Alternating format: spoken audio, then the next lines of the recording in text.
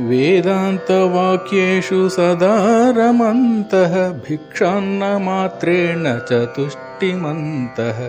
विशोकमन्तः करणे रमन्तः कौपीनवन्तः खलु भाग्यवन्तः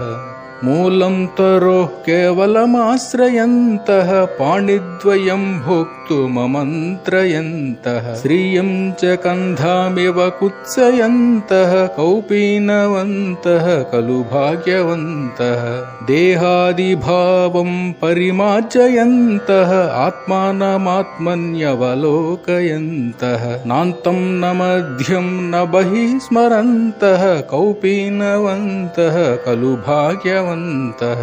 स्वानन्दभावे परितुष्टिमन्तः संशान्त सर्वेन्द्रियदृष्टिमन्तः अहर्निशं ब्रह्मणि ये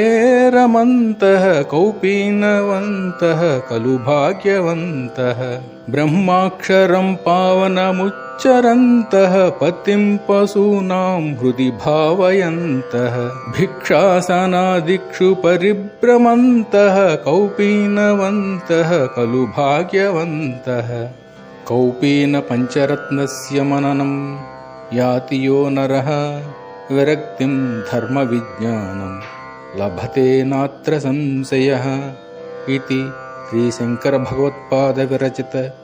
यतिपञ्चकं सम्पूर्णम्।